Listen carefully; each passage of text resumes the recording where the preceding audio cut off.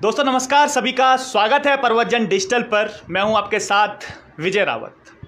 हमारे साथ बॉबी पंवार जी मौजूद हैं और इनको देखकर एक ही कहावत याद आती है कि सत्या परेशान हो सकता है, दुखी हो सकता है, लेकिन पराजित कभी नहीं होता। बॉबी पंवार ने वो साबित करके दिखाया है, क्योंकि बहुत ट्रोल इनको झेलने पड़े वीडियो और वीपीडियो वाले मुद्दे पर। लगातार आवाज़ उठा रहे थे। उत्तराखंड में पहले शख्स थे जो शुरू से ही आवाज़ उठा रहे थे कि इसमें कुछ धांधली है, और बहुत आलोचना भी इसके लिए झेलनी पड़ी। लोगों ने तरह तरह की बातें भी करी कि आप हर भर्ती में आ जाते हो, हर भर्ती में कहते हो धांधली है। लेकिन आज रिजल्ट सबके सामने है। एसटीएफ की जो रिपोर्ट आई है और कल जो लखनऊ के जो तार इसमें जुड़े हुए हैं, ये भी बड़ा अचरज करने वाला विषय। बॉबी भाई के पास लिए चलते हैं सीधा। बॉबी भाई, सबसे पहले तो बहुत स्वागत है आपका। और कुछ दिन पहले हमने इंटरव्यू भी किया था, उसमें बड़ा ट्रोल आपको लोग कर रहे थे, कह रहे थे कि बॉबी पंवार हर भर्ती में आ जाते हैं और हर भर्ती में कहते हैं धांधली हुई है। लेकिन आज रिजल्ट सबके सामने, तो कितनी बड़ी जीत मानते हैं अपनी खुद की ये? देखिए, ट्रोल करना एक अलग बात होगी। मेहनती छात्रों का भी सही था कि यार हमारा सिलेक्शन हुआ, हमारी मेहनत है, पर जो उनके पीछे काली भेड़ें घुस रही थी, दिक्कत उनसे थी। और बात ट्रोल करने की रही तो हो सकता है उन लोगों को ये अंदाज़ा ना हो कि उत्तराखंड में इस प्रकार का रैकेट चल रहा है। सबसे बड़ी बात यह है, आज अगर उनको ये सामने दिख गया है, ये साबित हो गया कि वास्तव में उत्तराखंड की भर्तियों में लगातार पिछले समय से कई भर्तियों में इस प्रकार के जो वो चल रहा है, भ्रष्टाचार चल रहा है, तो वो सबके सामने है। अब शायद ट्रोल इसलिए ना करें क्योंकि उन्हें पता नहीं होगा, मैं ये मानता हूँ। परंतु अब जैसे लखनऊ के तार है, तो लखनऊ के भी जो तार है जो अभी पकड़े गए हैं, वो मैं आप लोगों को बता देना चाहता हूँ और स्पष्ट रूप से बता देना चाहता हूँ। और आयोग के जो पदाधिकारी या कर्मचारी मुझे देख रहे हैं, वो ये भी सुन लें कि ये जो लखनऊ का जो तार जोड़ा है, ठीक है, लखनऊ का तार जुड़ना ठीक है और है भी, परंतु लखनऊ का जो तार जुड़ा है, जो गिरफ्तारी हुई है, बहुत छोटे मछली की है। इसमें जो तार है वो सीधे सीधे आयोग से और लखनऊ का तार था। हमारे पास डिटेल है उस चीज़ की, और बहुत जल्दी लोगों के सामने उजागर भी होगी वो चीज़। मैं बता रहा हूँ, हमारे पास उस चीज़ की डिटेल है कि लखनऊ के तार से कौन सा बड़ा तार और आयोग का कौन सा बड़ा तार, कौन कनेक्ट थे आपस में। ये छोटे छोटे तार तो जुड़े ही हैं, जो पीआरडी के जवान को फंसा रहे हैं या टेक्निकल डिपार्टमेंट 4th क्लास कर्मचारी को फंसा रहे हैं, मतलब आगे कर रहे हैं। वहाँ से भी एक उस बंदे को फंसा रहे जो वहाँ 21,000 रुपये लेकर जॉब कर रहा है। परंतु जो बड़े तार हैं कुछ ही दिनों में आपके सामने होंगे और बहुत जल्दी उसका खुलासा होगा। देखिए, बहुत बड़ा खुलासा करने जा रहे हैं। सीधा सीधा आयोग पर उंगली उठा रहे हैं कि आयोग वालों, अगर आपने धांधली करी होगी तो आप भी इसमें बच नहीं पाएंगे। बॉबी भाई, मेरी समझ में एक ये चीज़ नहीं आ रही है कि चलिए इसके तार आपने कहा है कि छोटी छोटी मछलियां इसमें हैं, और उन्होंने साबित भी किया है, जो पकड़ा भी गया है अभी, जो 36 लाख जिसने बोले थे कि 36 लाख उसको मिले थे। तो मेरी समझ में ये नहीं आ रहा, चलो उसने पेपर लीक कर भी दिया होगा, लेकिन पेपर कौन से शिफ्ट में कौन सा पेपर देना है ये तो आयोग डिसाइड करता है। उनको ये कैसे पता चला कि कौन सी शिफ्ट में कौन सा पेपर होने वाला है? ये जब मामला पूरा अंदर से जुड़ा हुआ होता है, ये तो बात मैं पहले भी कह चुका था, जब कुछ साबित नहीं हुआ था तब मैंने इस बात को कह दिया था कि आयोग तय करता है कि किस बच्चे को किस शिफ्ट में परीक्षा दिलवानी है। एक ही गांव से कई लोगों का सिलेक्शन और एक ही शिफ्ट के माध्यम से होना भी अपने आप में संदेह, बहुत बड़ा संदेह है। संदेह क्या, कई गांव हमने देखे हैं, पूरे ब्लॉक में या पूरे ज़िले में ऐसी वो नहीं होता कि पूरे ज़िले के एक ज़िले के लड़के उससे शिफ्ट से ही सिलेक्टेड हो जाए। वहाँ तो एक गांव के ही पूरे कैंडिडेट एक शिफ्ट से ही सिलेक्टेड हो गए। इसलिए हमने पहले आशंका जाहिर कर दी थी कि ऐसा हुआ है, और वास्तव में सबके सामने खुल के आया है। और मैं बता दूं कि जो ये पूरा मसला है, इसमें आज छोटे छोटे मछलियों को फंसाया जा रहा है। मैं आपको ये भी कहना चाहता हूँ, और जो दर्शक देख रहे हैं और जो भी लोग हमें सुन पा रहे हैं, मैं उन्हें ये भी कह दे रहा हूँ कि जैसे पश्चिम बंगाल में आजकल नोटों के बंडल मिल रहे हैं, बहुत जल्दी आपके सामने भी उत्तराखंड में नोटों के बंडल खुलने वाले हैं। कुछ नोटों के बंडल तो हमने देख भी लिए, 37 लाख रुपए। नहीं, 37 वो देखे, 36 आपने ये बोल दिए कि 36 लाख इनको मिले। परंतु मैं एक कहना चाहता हूँ, क्या जो वो 4th क्लास कर्मचारी उसे मानेंगे जो 21,000 रुपये की पगार लेकर प्रिंटिंग प्रेस में काम कर रहा है, क्या ये हो सकता है कि वहाँ तो बड़े गोपनीयता से काम होता होगा। जब पेपर की सील होती है, जब प्रिंटिंग होती है, तो उसे फ़ोन लेने की इजाज़त किसने दी कि तू वो फ़ोटो खींच वहाँ तो बिल्कुल चेकिंग होके जाना चाहिए अंदर। परंतु जब उसके ऊपर कोई बड़ा हाथ था, उन्होंने फ़ोन लेके अंदर उसे भेजा और बोला कि भाई हमें तीनों शिफ्टों के पेपर दे। और 36 लाख में, यहाँ तो टेंडर करोड़ों में जाते हैं, आप 36 लाख को क्या आंकलन करना चाहते हैं? हो सकता है कि उसको 36 लाख मिले हो, बाकी जो उससे ऊपर वाला जो तार है वो कुछ ही दिनों में खुलासा हो पाएगा सबके सामने, उस तार को कितने पैसे मिले होंगे। और सबसे बड़ी बात है कि उसने वहाँ से उत्तराखंड में किस तार को पेपर दिया था। कितना आशंका लग रही है आपको, कितने तकरीबन इसमें ब्लैक शिफ्ट निकलेगी? 916 पदों पे थी, कितने तकरीबन होंगे इसमें? देखिए, हम अपना आंकड़ा तो नहीं कह सकते। हमने हमेशा से ही शुरू से, जब आयोग के अध्यक्ष और सचिव ये कह रहे थे कि पारदर्शिता से हुई है, इसमें कुछ नहीं हुआ है, हमने तब से ही ये आंकलन कर दिया था कि कम से कम 350-400 लोग इसमें गलत तरीके से चयनित हुए हैं। 350-400 तो बहुत बड़ा आंकड़ा। ये हमने पहले कहा था कि 350-400 चयनित हुए हैं, परंतु तब आयोग के अध्यक्ष सचिव कहते थे कि नहीं, लगता है 4-5 ब्लैक शिप है, लगता है 30-40 ब्लैक शिप है। हमने तब ये कहा, साक्षात्कार किया था, तो अभी भी उनका यही कहना है कि 30-40 के आसपास उनका अंदाजा अभी भी है। नहीं, 30-40 का अंदाजा ठीक है, आप रकम तो देख ले कितनी अभी मिल गई है। 1 करोड़ तो अभी हो गया, 36-37 लगभग, तो 30-40 में कमाल हो गए उतना। उसके बाद ये मान के चलो कि अभी जो एसटीएफ से और उनसे जो उगला रहे हैं अंदर एसटीएफ टीम, तो वो कह रहे हैं कि लगभग 500 लोगों ने इस मतलब पेपर को लेकर वो किया है, 500 लोगों ने इस पेपर को पढ़ा है, लगभग ये रिपोर्ट आई थी। 500 लोग, तो मतलब बहुत बड़ी एक, शायद उत्तराखंड के इतिहास में इससे बड़ी कोई धांधली नहीं हो सकती, वो भी उन बच्चों के साथ जो दिन रात मेहनत करते हैं। 500 का आंकड़ा वाकई में बहुत बड़ा चौंकाने वाला आंकड़ा है। 916 पदों की भर्ती होती है और 500 अगर निकल के आते हैं तो वाकई में ये बहुत बड़ा चौंकाने वाला ये आंकड़ा होगा। बिल्कुल चौंकाने वाला होगा। और इससे पूर्व जो परीक्षाएँ हुई है उसमें तार ऐसे अब जुड़ रहे हैं कि सचिवालय रक्षक की परीक्षा हुई, मात्र 33 या 35 पदों के लिए परीक्षा हुई थी। उस परीक्षा को तो बकस देते, उस परीक्षा में भी बहुत बड़ी मात्रा में घोटाला हुआ है, उस परीक्षा में भी पेपर बेचा गया है। और उस परीक्षा में पेपर बेचा गया है, आज उनमें से एक साथी जेल के अंदर बंद है, उन्होंने ने इस पेपर को बेचा था। ये मैं दावा के साथ कहता हूँ और रिकॉर्ड में भी निकल के अच्छा बॉबी भाई, एक चीज़ मैं भी समझना चाहता हूँ कि चलो वीडियो और वीपीडीओ भर्ती मामले में कुछ लोग पकड़े भी गए, इससे पहले जो फॉरेस्ट गार्ड की भर्ती हुई थी उसमें भी कुछ लोग पकड़े गए थे, तो केवल हम ये मान के चलें कि दोनों भर्तियाँ में घपला हुआ है कि बाकी और इसमें जितने भी एग्ज़ाम होते हैं, क्योंकि कनिक सहायक का एग्ज़ाम हुआ है, सहायक लेखाकार का एग्ज़ाम हुआ है, इसके अलावा तमाम जो एग्ज़ाम हुए हैं, आशंका बैठती है कि उनमें भी घपले हुए होंगे? निश्चित रूप से हुआ होगा, क्योंकि ये जो प्रिंटिंग आपके पास इस प्रकार की मतलब अपडेट एक तो मैंने बता दिया, सचिवालय रक्षक में ऐसा है कि जिसने पेपर पढ़वाया वो आज अंदर है, तो उसमें भी पढ़वाया होगा, हमें पता है पढ़वाया है, आपके सामने रखेंगे कुछ दिनों में। और इससे पहले फिर कोर्ट का paper, high court group C का देखिए, जो इसमें एक और कैंडिडेट पकड़े गए हैं वो हाई कोर्ट ग्रुप सी में लगा था, तो वो वहाँ भी चयन गलत तरीके से हुआ, अपनी रिकवरी करने के चक्कर में आज जेल के अंदर है, वो भी बाहर हो गया। ऊपर से मैं बात मानूँ तो ऑनलाइन कराया गया था बंद दरोगा का पेपर, उसमें बड़े मात्रा में बड़े पैमाने पर धांधली हुई है। अब ये बात अलग है कि आयोग ने कभी उस प्रक्रिया को रोककर उसकी जांच करने की कोशिश नहीं की है, जैसा कि आज तक होता आ रहा है, कभी नहीं। इसका भी यही हाल था, अगर नहीं करते तो कुछ नहीं होना था, विभाग भ्रष्टाचारियों से या ब्लैक शिप से भर जाते, परंतु आज अगर मामला खुला है तो सबके सामने, यही हाल उसमें भी है। क्योंकि वहाँ पर क्या है, वहाँ जो एग्ज़ाम कंट्रोलर है उसके अंडर में वो ऑनलाइन एग्ज़ाम नहीं था, यहाँ पर अंडर में था तो सीधे सेक्रेटरी के थे या हमारे प्रेसिडेंट जो है उनके अंडर में थे। तब अब वहाँ पर ये देखना होगा कि उसमें इतनी बड़ी व्यापक धांधली होने के बाद कौन सीधे डायरेक्ट जुड़ा हुआ है। ऑफलाइन में हम मान सकते हैं कि एग्ज़ाम कंट्रोलर का हाथ हो या फिर जो तार हम बता रहे हैं वो तार हो, परंतु ऑनलाइन एग्ज़ाम में एग्ज़ाम कंट्रोल का कोई हाथ नहीं था।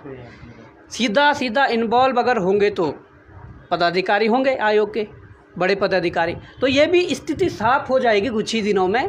इसमें बस थोड़ा सब्र रखने की ज़रूरत है सभी को। और बाकी मैं कहना चाहूँगा कि अभी तक तो 10% जांच भी नहीं हुई। बड़े बड़े माफिया, बड़े बड़े सरगना जो है वह भी बिल्कुल गायब हैं। ऐसा तो नहीं है, क्योंकि कई लोग इस बात की आशंका भी लगा रहे हैं कि इन्होंने कुछ लोग पकड़ दिए और भर्ती खूब सरकार ने वाहवाही भी इसमें कहा कि आपने इतना अच्छा काम किया है, 2 ही दिन में एफआईआर करी और कर दिए। तो कुछ लोग को जो बड़े सरगना हैं, जिनका नाम पार्टी से भी जुड़ा हुआ है, उनको कहीं ना कहीं बचाने की भी कोशिश कर रही है। इस प्रकार का ये गेम प्लान एक किया हुआ है, ये हो सकता है क्या? देखिए, बचाया गया, आज तक भी बचाया गया। भाई आप ये देख लीजिए, फॉरेस्ट गार्ड की 1218 पदों के लिए भर्ती हुई, इतना बड़ा घोटाला हुआ, उसको जैसे तैसे दबाने की कोशिश की, लीपापोती करने की कोशिश की गई, उसमें लास्ट में नकल का मामला दे करके बाकी गोलमोल करके कर दिया। उसमें नामजद आरोपी है, कहीं जो नामजद आरोपी है, पार्टी से जुड़े व्यक्ति है, इन संस्थानों से जुड़े हुए व्यक्ति हैं, और बहुत से उसमें ऐसे हैं कि आप अगर किसी गवर्नमेंट एम्प्लॉय है, उनकी गिरफ्तारियां हुई, गैंगस्टर एक्ट लगा हुआ है, आपने कुछ दिन तक उन्हें पद से बाहर रखा और अब बहाल कर दिया। आप देख सकते हैं उन लोगों को अगर आपने फिर अंदर भेजा है, कुछ आयोग के भी लोग हैं, दूसरे यूकेपीएससी के लोग हैं, जिन नामजद थे, गैंगस्टर लगा था, आज वो भी अंदर है, अंदर वो आज फिर से भ्रष्टाचार नहीं करेंगे तो क्या करेंगे। उसके बाद एक सहायक कृषि अधिकारी पकड़ा गया था, वो भी आज नौकरी कर रहे हैं। उसके बाद जिन पे गैंगस्टर था उनके कोचिंग चल रहे हैं, तो कोचिंग चल रहे हैं, तो आज भी वो खरीद फरोख्त नहीं कर रहे होंगे तो क्या कर रहे होंगे। ये कानून क्यों नहीं है उत्तराखंड में कि जो गलत काम कर रहे हैं और जो युवाओं के भविष्य के साथ खिलवाड़ कर रहे हैं, उन पे कम से कम उस काम पर तो आजीवन प्रतिबंध लगे जिस काम में वो दोषी पाया गया है। अब क्या डिमांड रहेगी? ये जो भर्ती है उसे कैंसिल करवाएंगे? क्योंकि कई बच्चे लगातार मैसेज कर रहे हैं कि भाई उनकी क्या गलती है, उन्होंने तो मेहनत से किया है। मान लीजिए आपने 500 का आंकड़ा बताया है, लेकिन 416 तो फिर भी छूट जाते हैं, उनकी क्या गलती है? क्या ये दोबारा से भर्ती होएगी? आप किसके साथ खड़े हैं? आप भर्ती करवाने के साथ खड़े हैं या भर्ती ना करवाने के साथ खड़े हैं? एग्ज़ाम की बात मैं कर रहा हूँ। देखिए, एग्ज़ाम की बात आप कर लीजिए, एग्ज़ाम की बात नहीं है। हम तो ये कहना चाहते हैं कि भर्ती कैंसिल कराना हमारा भी मकसद नहीं था, परंतु आज अगर ये पुष्टि हो चुकी है कि तीनों पेपर बाहर थे, और बाहर भी कब हुए, जब सील लग रही थी लखनऊ में, तो ये तो कम से कम 1-1.5 माह पूर्व की बात है। पेपर से 1-1.5 माह पूर्व सील लग रही होगी, तो 1-1.5 माह पहले जब उत्तराखंड पेपर पहुंच गया होगा, 1 महीने में वो किन किन माध्यमों से पहुंचा होगा। उसने कहा कि मैंने तो टेलीग्राम पे दिया, उसने टेलीग्राम पे दे दिया, उसके बाद किस किस माध्यम से अनेकों जगह वो पेपर पहुंचा, ये आंकलन करना नामुमकिन है। और इस स्थिति में जो शर्तें होती है, जो नियम होते हैं, वो यही है कि री एग्ज़ाम ही एक ऑप्शन बचता है। री एग्ज़ाम तो होगा इसका, परंतु यहाँ तक हमारी लड़ाई नहीं है। सबसे बड़ी बात यह है, यहाँ तक लड़ाई नहीं है। लड़ाई तब अंजाम तक पहुँचेगी जब बड़े बड़े सरगना अंदर होंगे, बड़े बड़े माफिया अंदर होंगे, और बड़े ऐसे अधिकारी जो बिल्कुल धौंस के साथ कहते थे कि हाँ हम करते हैं, ऐसा करो, तुमसे जो होता है करो। हो सकता है उनके ऊपर किसी बड़े नेताओं का हाथ हो, परंतु हमारे ऊपर आज मासू महाराज और गोलजू देवता का हाथ था। हमने जिस दिन ये लड़ाई शुरू की थी, हमने मासू महाराज और गोलजू देवता का नाम शुरू किया था कि इस बार न्याय होगा, और न्याय के दोनों देवताओं से गुहार लगाई थी, इस बार उत्तराखंड के बच्चों के साथ न्याय होना चाहिए। और मासू महाराज और गोलजू देवता ने बात सुनी। अब मैं ये कहना चाहता हूँ, अगर किसी के सर पर कितने भी बड़े राजनेता का हाथ है, बचने वाला नहीं है। क्योंकि अक्सर देखा होगा कि राम रहीम और आशाराम इतने बड़े बड़े बाबा थे, इतने बड़े बड़े वो थे कि खुद भारत के बड़े बड़े राजनेता उनके पैर छूते थे, परंतु जब बात उन पे अपनी कुर्सी पर आई तो उनको भी अंदर करना पड़ा। और यही बात हम यहाँ कह रहे हैं। अगर हमें थोड़ा भी संदेह हुआ कि गवर्नमेंट एसटीएफ पे दबाव डाल रही है, या एसटीएफ को थोड़ा इशारा दे जाए कि जांच अलखी कर दें, अभी तक पूर्ण पारदर्शिता के साथ, और एसटीएफ को सलाम करना चाहेंगे, पूरे उत्तराखंड के युवा सलाम कर रहे हैं। धामी जी का भी धन्यवाद कि उन्होंने समय रहते जांच के आदेश दे दिए। परंतु जहां पर थोड़ा भी लगा, जहां पर हमें थोड़ी भी हिंट मिली कि ऐसा है, तो हम इसे छोड़ने वाले नहीं हैं। हमें अगर किसी सेंट्रल एजेंसी, जाँच एजेंसी के लिए वो करना पड़ेगा कि आप आइए उत्तराखंड में जांच करिए, तो करेंगे। जिस हद तक भी जाना पड़े हम जाएंगे। हमारा, मैंने कह दिया, मकसद पेपर को रद्द करना नहीं था। ये तो खुलकर सामने सब कुछ आ गया, ये तो जो होना होगा ही, परंतु अंजाम तक इस लड़ाई को पहुंचाना हमारा मकसद है कि कम से कम उत्तराखंड का जो भविष्य है, उत्तराखंड का जो युवा है, वो कम से कम सुरक्षित हो सके। ये हमारा मकसद, मेन मकसद है इसमें। देखिए अभी लाइव हम लोग चल रहे हैं तो कोई ऐसा मैसेज भी आ रहे हैं, बॉबी भाई इसमें हमारी क्या गलती है, हमने क्या बिगाड़ा है आपका, हमारी और भी देखो, ज्वाइनिंग का पक्ष भी रखो ना। मनीषा भट्ट जी ये मैसेज कर रही हैं। मनीषा भट्ट जी को मैं कहना चाहता हूँ, बॉबी पंवार ने आपका कुछ नहीं बिगाड़ा और आपने बॉबी पंवार का कुछ नहीं बिगाड़ा। मैं ना आपको व्यक्तिगत रूप से जानता हूँ, ना आप शायद जानते हैं, जो भी है मैं नहीं जानता हूँ व्यक्तिगत रूप से। अगर ये आरोप प्रत्यारोप लगाने तो आयोग में जाइए, अध्यक्ष की कुर्सी खींचिए, सचिव की कुर्सी खींचिए, जिन लोगों ने इसमें इंटरफेयर किया है, जिन लोगों ने गलत काम किए हैं उन लोगों की कुर्सी खींचिए, सरकार की कुर्सी खींचिए। बॉबी पंवार तो अपने जो उसके जो पद है, हम मेरे पास एक अध्यक्ष का पद है, तो मैं अपने कर्तव्यों का पालन कर रहा था, जो मुझे करना चाहिए था मैंने वो किया। लड़ाई भ्रष्टाचार के खिलाफ थी, हमने वो किया। और आप इनको पार्टी नहीं मानते हैं क्योंकि ये खुद अपने आप को पार्टी मान रही है, एक पक्ष और द्विपक्ष की बात यहाँ पर आ रही है। एक पक्ष और द्विपक्ष की तो बात ही नहीं हुई, पार्टी का क्या मतलब हुआ इसमें। इसमें मामला ये था, जांच का विषय था। आप मेरे स्टेटमेंट उठा के देख लीजिए, मीडिया में, अखबार में, टीवी चैनलों में या सोशल मीडिया में आप देख लीजिए। मैंने कभी भी, जब तक ये पुष्टि नहीं हुई कि पेपर लीक हुआ था, जहाँ तक कि जब तक हमने स्क्रीनशॉट भी दिए थे उसके बाद भी हमने ये नहीं कहा था कि रद्द हो। अंतिम क्षण तक हमने ये कहा कि जांच में जो पाया जाएगा उस आधार पर निर्णय लिया जाएगा। और आज जांच में सब कुछ खुल गया है, तो निर्णय क्या लेना, वो निर्णय हो चुका है। परंतु मैं तो ये कहना चाहता हूँ, अभी भी कुछ लोग चाह रहे हैं कि अंतिम रिपोर्ट आए। अंतिम रिपोर्ट में कितना समय लग जाता है ये किसी को पता नहीं है। ये ना तो आयोग को पता है, ना हमें पता है, ना चयनित अभ्यर्थियों को पता है, ना एसटीएफ को पता है। और नतीजे क्या होंगे इसके सबको पता है कि तीनों पालियों का पेपर 1-1.5 महीने पहले लीक था। तो नतीजा ये होगा कि रद्द होना है, पुनर्परीक्षा करवानी। इसलिए मैं कहना चाहता हूँ कि बिल्कुल समय रहते हुए आप 30 दिन 60 दिन के अंदर इस परीक्षा को दोबारा पारदर्शिता के साथ करवाया।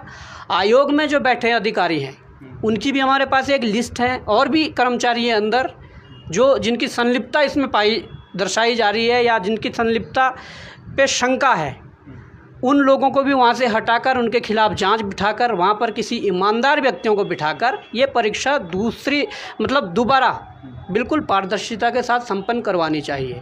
जी, कितने समय में तकरीबन? 30 दिन 60 दिन में। जब हिमाचल 15 दिन में करवा सकता तो आप इससे 3 गुना 4 गुना टाइम ले लीजिए, है ना। आपकी डिमांड है? बिल्कुल हमारी ये डिमांड है, पर इनके खिलाफ भी एक्शन होना चाहिए, इनकी जाँच भी होनी चाहिए, संपत्तियों की जाँच होनी चाहिए। जिन लोगों के करोड़ों के मकान बन रहे हैं ना, उनकी भी जांच होनी चाहिए। चलिए, भर्ती, ये वीडियो और वीपीडी भर्ती से अगर हम अलग हट के बात करें तो आपका कहना है कि अन्य भर्तियों में भी धांधली हुई है, ऐसा आप आरोप लगा रहे हैं। हो सकती है, ऐसा आपको कुछ इनपुट वगैरह मिला है, तो इसके बाद अब अन्य भर्तियों पर भी आपका शिकंजा रहेगा कि इनकी भी जाँच कराई जाए, इनके खिलाफ भी आवाज़ उठाएंगे? देखिए, जिन भर्तियों पर डाउट है उन भर्तियों की जाँच तो करवानी है और होनी भी चाहिए, क्योंकि गलत तरीके से जो व्यक्ति अंदर जाएंगे वो सिस्टम के लिए भी ठीक नहीं है और हमारे उत्तराखंड के लिए भी ठीक नहीं है। उन भर्तियों की तो जांच होगी, और कुछ भर्तियां तो ऐसी है जिनमें साफ साफ अब जाहिर हो गया कि वो पेपर बाहर आए थे। तकरीबन कितनी भर्तियां हैं ऐसी और कौन कौन सी भर्तियां हैं? आप देख सकते हैं, मैंने सचिवालय रक्षक का नाम लिया, उसका पेपर बाहर था। हाई कोर्ट का पेपर भी भारी था लगभग। वन दरोगा में काफ़ी अनियमितताएं हुई है, काफ़ी बढ़ चढ़ के भ्रष्टाचार उसमें हुआ है, उसकी भी वो भी जांच का विषय है। बाकी वीडियो वीपीडी तो है ही। और उसके बाद आप देख सकते हैं कि और अगर अभी जो वीपीडी पिछली परीक्षा हुई थी 2016 और 18 वाली, तो उसमें भी जांच के आदेश हो गए हैं, ऐसा नहीं है। और साथ साथ जांच में यदि कुछ और भी निकलता है तो उस आधार पर जांच होगी। अच्छा, इसी बीच जो हमारे पूर्व मुख्यमंत्री थे त्रिवेंद्र सिंह रावत, उनका भी एक बयान आया था। उनका कहना था कि ये जो आयोग है इसे भंग कर देना चाहिए, और कई लोगों ने फिर ट्रोल भी उनको किया कि भाई 4 साल आप भी तो मुख्यमंत्री रहे, आपसे तो एक भ्रष्टाचार की मक्खियाँ भी नहीं उड़ाई गई। तो बॉबी पंवार उत्तराखंड जो आपका बेरोजगार संघ है उसके अध्यक्ष होने के नाते किस तरीके से देखते हैं इस बयान को? देखिए, बयान को जब तुम ट्रोल करने वाला बयान दोगे तो ट्रोल तो होंगे ही। मतलब जब आपके पास सत्ता थी, जब आपके पास पावर थी, तो आपने एक्शन नहीं लिया। अब जब कुछ नहीं है तब आप कह रहे हैं कि ऐसा होना चाहिए। जिस पे करने की क्षमता होती है वो करके दिखाता है। उन्हें करना चाहिए था उस समय। उनके कार्यकाल के दौरान बहुत बड़ा भ्रष्टाचार हुआ फॉरेस्ट गार्ड में, उसमें तो लिपापोती करने में लगे रहे, पैसा ना डूबे, इसलिए 10 मार्च को उन्होंने इस्तीफा दिया। और 3 बजे इस्तीफा देते हैं, 7 बजे रिजल्ट जारी कर देते हैं। मतलब अपने लोग पूरे बचाने थे, पैसा भी बचाना था। मैं वही तो कह रहा हूँ, अगर डूब जाते पैसे तो देने वाले आगे रुकते, परंतु जिनका पैसा नहीं डूबे वो तो आज कर रहे हैं, मज़े से जॉब कर रहे हैं। कुछ उनका लीपापोती करके कुछ लोगों को बाहर निकाल दिया, उनको भी आज ज्वाइनिंग की उस पर रखा हुआ है, ज्वाइनिंग दे रहे हैं कुछ लोगों को, तो क्या ये सही थोड़ी है? तो इसकी भी जांच खुलवाओगे दोबारा? बिल्कुल, इसकी तो जांच होनी है, इसकी जांच होनी है वन आरक्षी की। इसमें बहुत गलत तरीके से वो हुआ है, और ये भी जांच होगी कि मुख्यमंत्री ने किन किन आरोपियों को बचाने की कोशिश की। नामजद आरोपियों को बचाने की कोशिश की, कुछ नामजद आरोपी जेलों के अंदर कुछ दिन तक बंद रहे, परंतु कुछ नामजद आरोपियों को भारी भार से जमानत दी गई। तो ये भी जांच होगी कि त्रिवेंद्र रावत जी ने ऐसा क्यों किया कि कुछ लोगों को बचाने की कोशिश की। इस पे पूरा फोकस रहेगा। ये एकमात्र परीक्षा ऐसी नहीं है कि हमारा फोकस इस पे था, हमारा फोकस सिस्टम को सुधारने में है।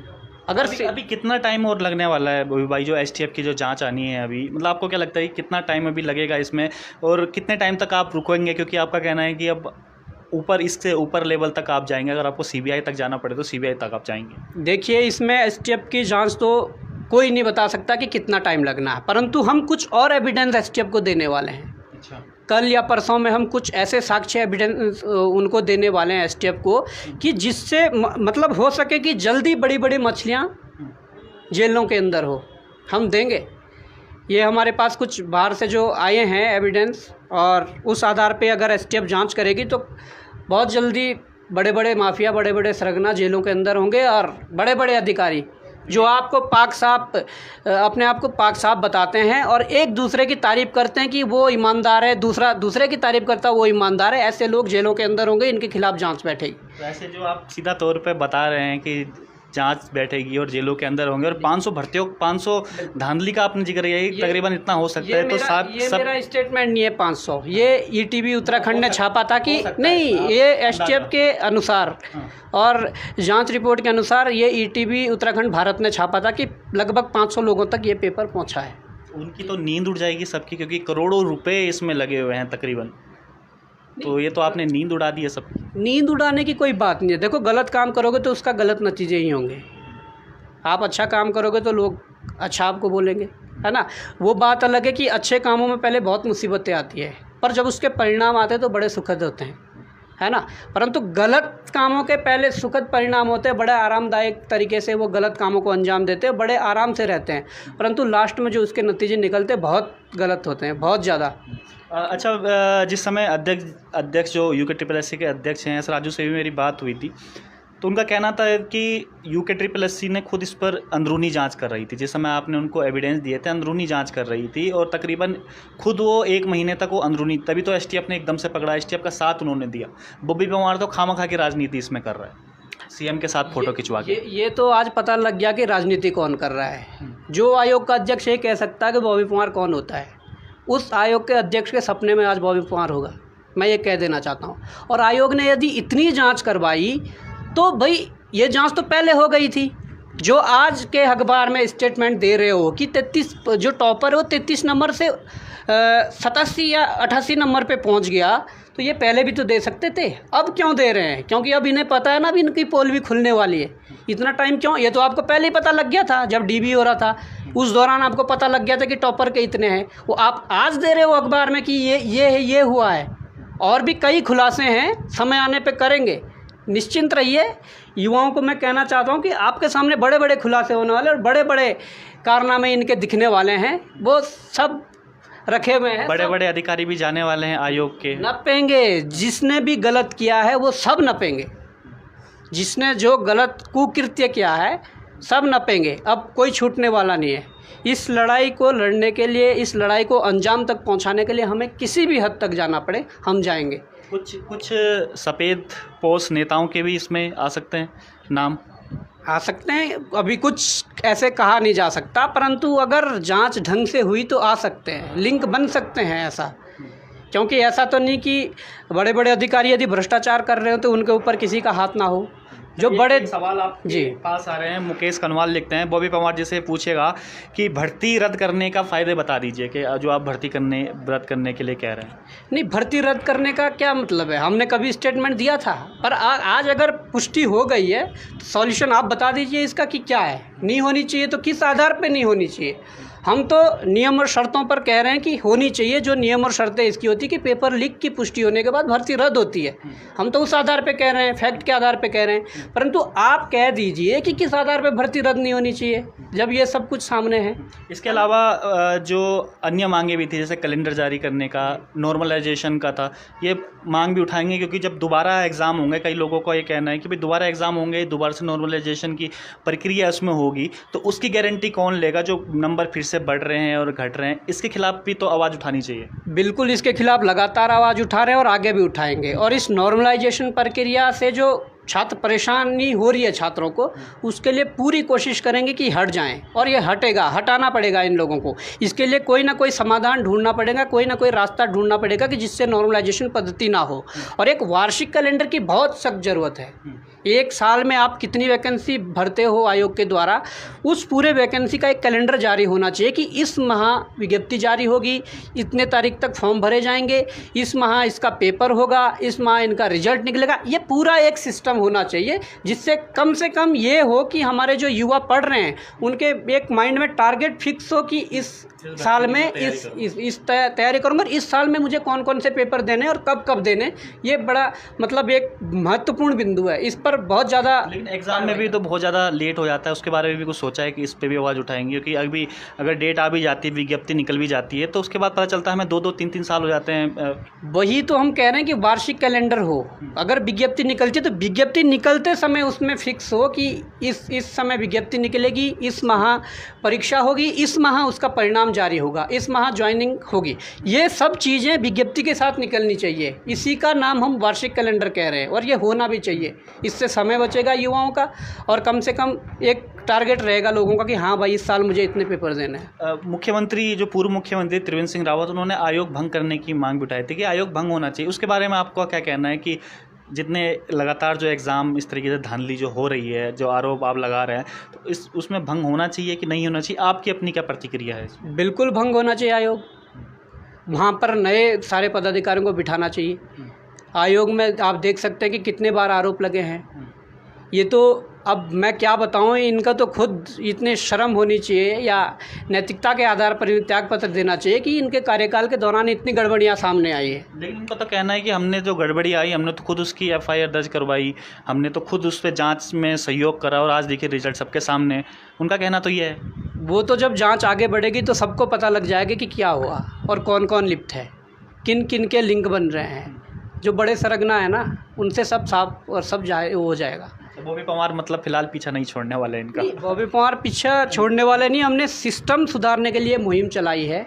अब इसमें क्या क्या हमें सीढ़ियाँ चढ़ने पड़ रही है, क्या क्या सीढ़ियाँ उतरने पड़ रही है, वो चीज़ें जो भी रास्ते में आएगा, मतलब ये मुसीबतें वगैरह सबको पार करके अंजाम तक पहुंचाना है। मेन मकसद तो यही है। अच्छा, जो वर्ग खफा है उसे कैसे मनाएंगे? क्योंकि काफ़ी जो बच्चे हैं वो खफा भी हैं कि यार बॉबी भाई मेहनत करे हुए जो हैं वो उनका परिणाम नहीं निकल पा रहे, वो उनके बारे में बात तक भी नहीं करते। उनके बारे में तो कुछ सोचिए ना, उनको कम से कम हो जाए कि यार चलो बॉबी जी ने बोला है तो कम से कम अब हम इस बारे में सोचेंगे।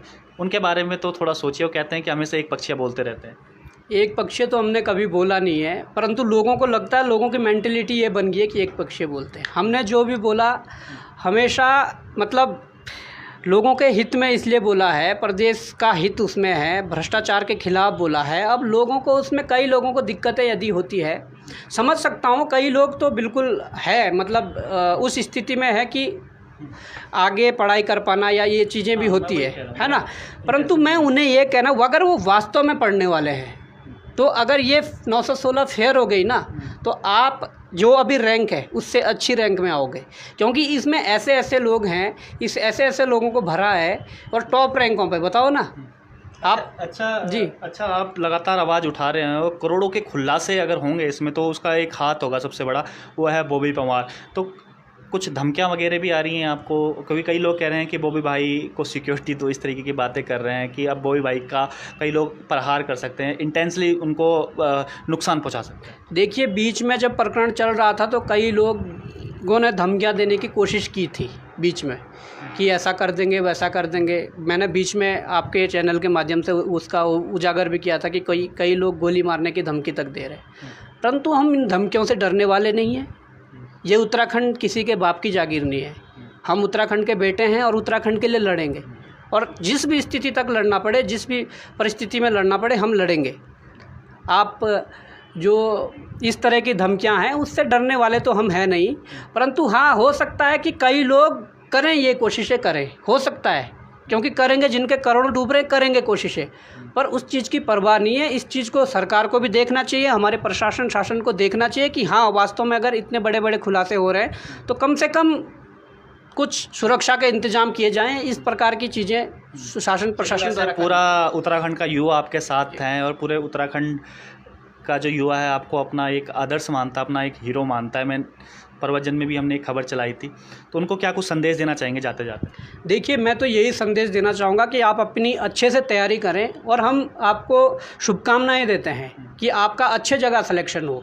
परंतु जब भी कभी ऐसी परिस्थिति आती है, ऐसी घटनाएं सामने आती है, तो अपने हकों के लिए सड़कों पर आया करो, अपने हकों के लिए न्यायालय जाया करो, अपने मतलब जो वहाँ ज़रूरत हो वो करा करो अपने हकों के लिए। अपने हकों की लड़ाई मत छोड़ो, अपने अधिकारों की लड़ाई नहीं छोड़नी चाहिए। मैं तो यही कहूँगा, आज बॉबी पंवार है, कल बॉबी पंवार नहीं होगा, क्योंकि बॉबी पंवार भी अपना काम धंधा करेगा और चीज़ें हैं, पर ये घटनाएं आगे भी हो सकती है। इसके लिए मैं प्रदेश के युवाओं से कहना चाहता हूँ, जब भी कभी ऐसे आपके अधिकारों के साथ कुठाराघात हो तो सबसे पहले निकल कर आइए और एक समाज को एक मिसाल दीजिए कि हाँ, हम अपने अधिकारों का हनन नहीं होने देंगे। बिल्कुल बिल्कुल। और इसका जीता जागता एग्जाम्पल हैं बॉबी पंवार, जो शुरू से ही आवाज़ उठा रहे थे।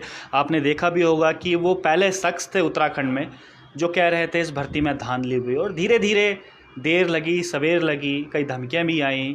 उसके बाद कई लोगों ने इनको आलोचना भी इनकी करी, लेकिन आज उसका परिणाम सभी के सामने है। तो बॉबी पंवार जी का साफ कहना है कि भाई अपने हक हकूक़ के लिए लड़ना चाहिए। जितने भी आज युवा हैं और जिन्होंने एग्ज़ाम निकाल दिया है, वो भी उम्मीद ना छोड़ें। अगर आप वाकई में एग्ज़ाम निकालने वाले हैं तो दोबारा से इसकी तैयारी ज़रूर कीजिएगा, क्योंकि इसमें जिस प्रकार की धांधली हुई है तो ज़्यादातर चांसेस ये हैं कि ये भर्ती कैंसिल ज़रूर होगी। तो आज के लिए इतना ही। आप देख रहे थे आपका अपना पर्वतजन डिजिटल।